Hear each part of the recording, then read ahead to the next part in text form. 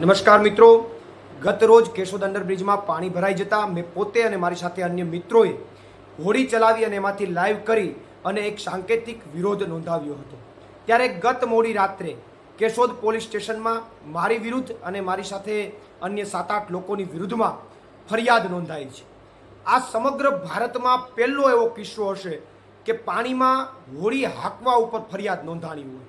કારણ કે આ ગુજરાતમાં ભાજપના રાજમાં બુટલેગર હોય, ભૂમાફિયા હોય, ભાજપના ગુંડાઓ હોય, ભ્રષ્ટાચારીઓ હોય, એ એકેય ઉપર એફઆઈઆર નથી થતી.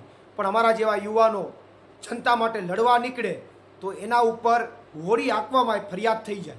અને આ ફરિયાદ પણ ભાજપવાળાઓએ કરાવડાવી છે. કારણ કે ગત રોજ જ્યારે પોલીસ સ્ટેશન અમારી અટક કરવામાં આવી ત્યારે અમને ડિટેન કરીને જ છોડી દીધા હતા. પરંતુ પછી ભાજપવાળાએ પ્રેશર બનાવ્યું કે આ પ્રવીણ રામને તમે એમને કેમ છોડી દીધો? એ લોકો માટે લડે છે, અવાજ ઉઠાવે છે. કેશોદના શહેરના લોકો હોય કે ઘેડના લોકો હોય, ખેડૂતો હોય, એના માટે અવાજ ઉઠાવે છે. એને તમે એમને કેમ છોડી દીધો? એટલે ગત રાત્રે પોલીસ ઉપર દબાણ કરી અને અમારી ઉપર ફરિયાદ ભાજપવાળાએ કરાવી છે. ત્યારે ભાજપના તમામ નેતાઓને કહેવા માગું છું કે તમારે જેટલી ફરિયાદો કરવી હોય એટલી કરી લો. અમે ડરવાના નથી, અમે ઝૂકવાના નથી. અમે તમારા ભ્રષ્ટાચારો અને તમારી અણઆવડત અને તમારી જે નિષ્ફળતા છે, તમારી બેજવાબદારી જે છે એને ખુલ્લી પાડીને રહેશું. પ્રવીણ રામ, પ્રદેશ ફ્રન્ટલ અધ્યક્ષ, આમ આદમી પાર્ટી.